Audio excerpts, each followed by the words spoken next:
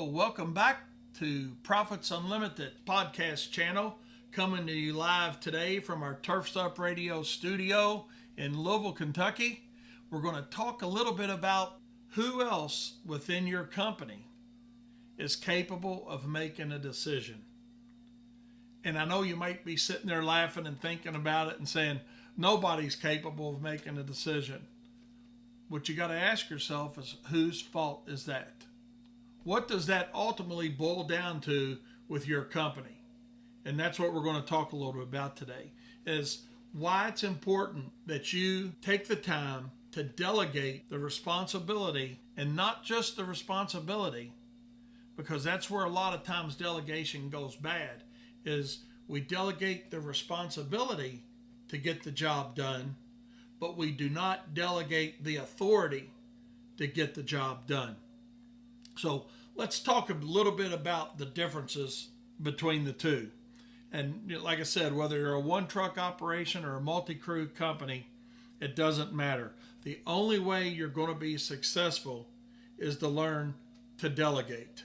That's something that I had a hard time with, I'll be honest. I talked a good story about it, but I wasn't good at it. And when I say I wasn't good at it, what I caught myself doing was delegating the responsibility to get the job done, whether it was running a mowing route or doing a landscape or whatever it was, going out and doing mulching. I was good at saying, hey, go out and here's what I want you to do today. This, and this. And I had a list. But what I didn't do was give the proper training prior to giving that list on the expectations of how the job needed to be done, number one, but also for me to be open-minded enough to know that there's more than one way to skin a cat. And what I mean by that is there's more than one way to do the job the right way. And that's what I want you to be able to do with your company, is to understand that when you begin that delegation process and you're giving somebody else the responsibility to get that job done, that first of all, they're properly trained in how you want it to look and be done, and what your own company's procedures are on getting a job completed right the first time. That's important. But also make sure that the person that you're delegating this responsibility to also has the authority to get the job done. And what I mean by that is, are you going to let them make decisions? When I say them, one person or multiple people based on your company size, are you going to let them make decisions while they're out in the field to get the job done completed right the first time? Because when it comes to delegation, it's something it's very easy to say, but in many cases, it's hard to do effectively. And I have guys all the time talk about, man, I tried it, it didn't work. This isn't like going out and buying a lawnmower or a weed eater or a blower or skid steer. You're not going out and trying something one time.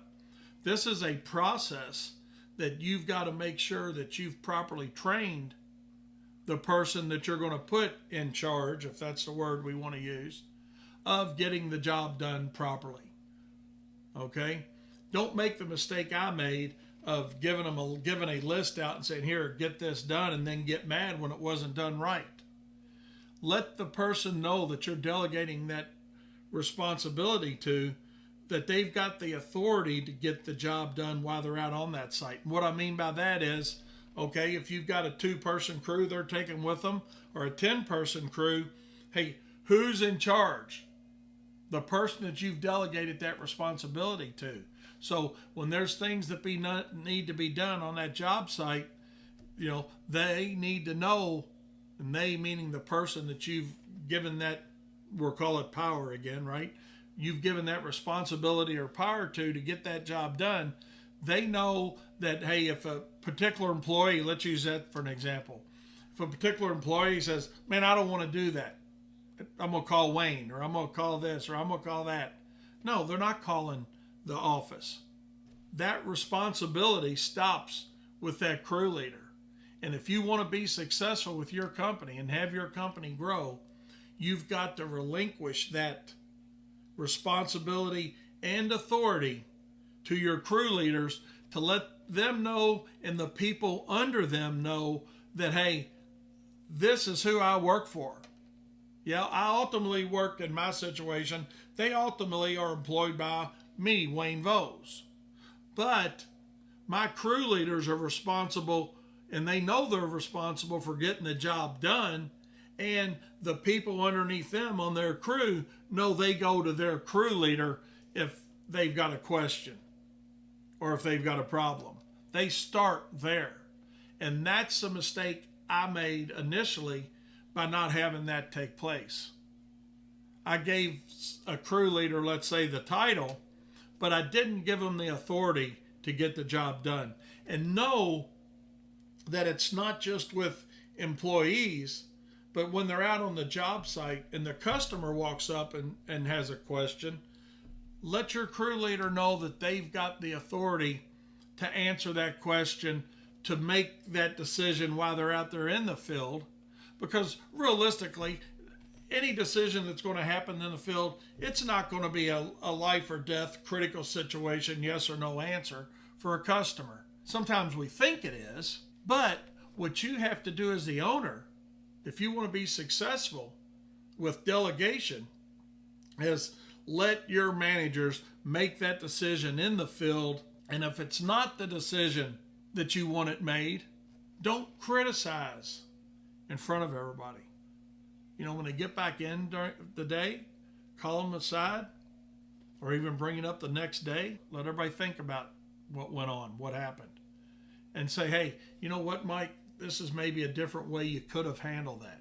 Because what you're doing at that point is you're giving the person that you've delegated that responsibility to and the authority to, you're giving them confidence that, hey, okay, I should have done that a different way, but man, he didn't jump down on me with both feet and tell me I was stupid or ignorant, and I hear that go on all the time from a manager's perspective. And not just in our industry, in many industries, where an upper level manager may want to talk about, or I hear business owners say it all the time, God, they're just stupid.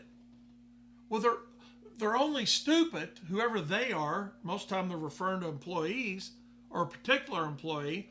They're only stupid because the expectation level hasn't been set proper by you, and it hasn't been trained effectively by you. And then when you turn that authority over to somebody, guess what? The whole process doesn't take place right. So just remember, if you keep it simple, it works. Number one, when it comes to delegation, delegate the responsibility. Delegate the authority along with it to get the job done.